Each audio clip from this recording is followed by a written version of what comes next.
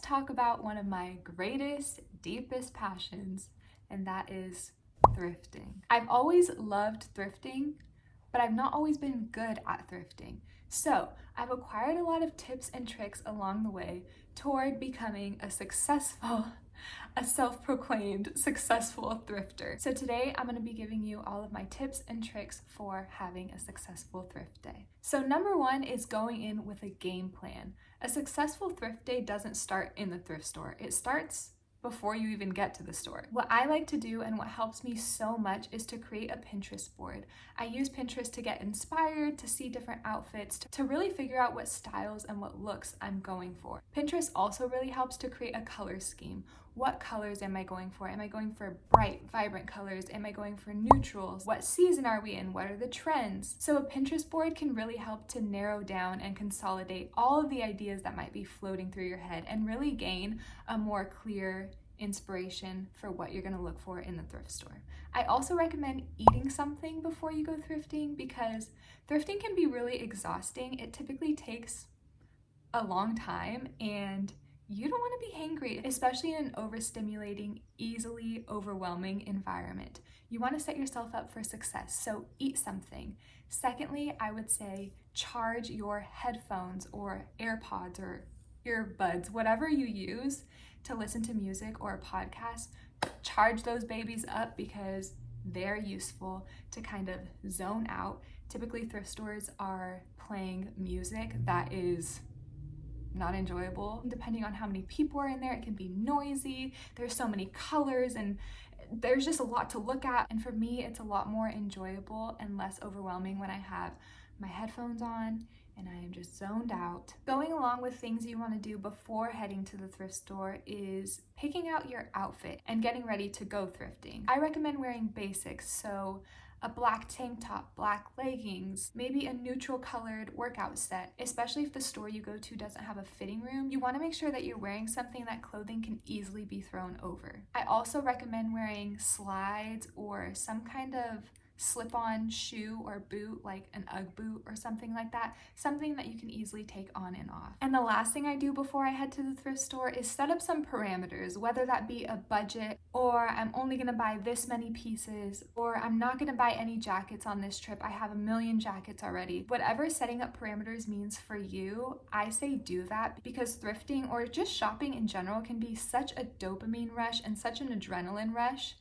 that it can become really impulsive and you can just end up grabbing things off the shelves that later you come home to and are like, why did I buy this? And a lot of the times thrift stores don't have a return policy. They do have an exchange policy a lot of the times, but sometimes it's just not worth it. I think it's easy to end up with pieces that aren't practical or you just don't end up really liking and you just got it because it was exciting. Like for example, the last time I went to the thrift store, I kept picking up things and was like, oh my gosh, this outfit with some Doc Martens and like an oversized leather jacket. And I literally don't have Doc Martens and I know damn well I'm not getting Doc Martens anytime soon. So like, girl, put that back on the shelf.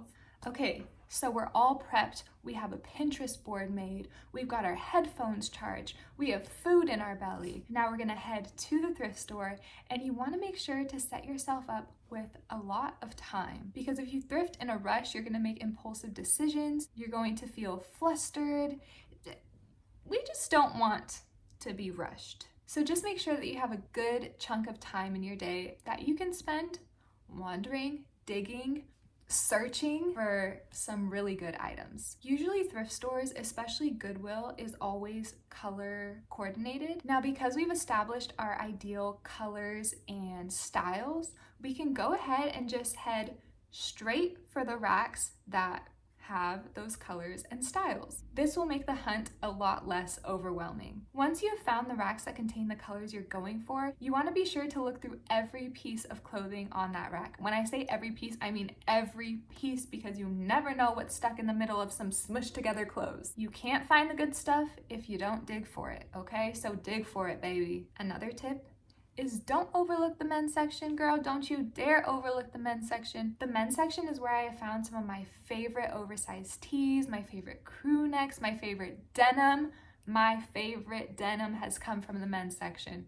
I promise you, you'll find some good denim up in there. You also don't want to overlook the accessories aisle, the bags aisle, the shoes aisles. They be having some gems up in there. I've gotten so many good things from thrift stores that isn't clothing. Now that I've mentioned denim, some key denim brands that I look for is always Wrangler, Levi's, and Lee's.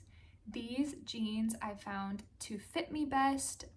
They carry my favorite styles, and they're also very sturdy and durable. Usually thrift stores have a whole lot of denim, and when you put denim just all together, it can kind of just mesh and all look the same. So I've really familiarized myself with the logos and the pockets of denim that I really like, and that makes it very easy for me to spot my favorite denim on the rack. So once I've compiled all of my options in the thrift store, things that I'm thinking about purchasing, I want to be sure to check over it before I actually check out at the register. So if there's not a fitting room, I will usually find a secluded area in the store to narrow down my pile. And preferably, I want the secluded spot to be by a mirror. I start to eliminate anything that I realized was grabbed off impulse or anything that's not really practical. Another example was I had this really cute shirt in my cart that was missing the connecting button, and I was telling myself like, oh, I'll sew it on, or I'll get it sewed on. Girl, you gotta know yourself better than that. You are not gonna get a button sewn on there, and you're not gonna do it yourself. That is for certain. So go ahead, run back to the rack and put that bitch back. Because I just know myself, and I know I'm not gonna do that, and it's gonna sit in my closet with no button, and I'm never gonna wear it. So as you're narrowing down your pile, those are questions you wanna ask yourself. Is this practical? Am I actually gonna get a button sewn on this shirt? Do I actually have the pieces of clothing at home that I need to complete this outfit that I've made up in my head? In this time of narrowing down my pile, I also consider the color, the texture, the fabric. Is this something that will actually look good on me, actually look good against my skin tone? And is it something that will feel good on my body? There are a lot of fabrics and textures that I don't like the feeling of on my body. So why would I purchase those fabrics no matter how cute they are? Lastly, what I will say is thrifting does add up really quickly. So to me, it's really important to be financially cautious, because even though a shirt might be $2.99 and jeans might be $7.99, it still can add up very quickly, and it's easy to just blow so much money at Goodwill or at any thrift store, and I've done it far too many times to count. So I really tried to learn from my mistakes and gather and compile all the tips and tricks along the way that I hope you find useful as much as I've found useful. And if you want to see how all of the outfits turned out from the things I thrifted in this video, go ahead and click right here. I love you guys so much. I'll see you in the next video. Bye!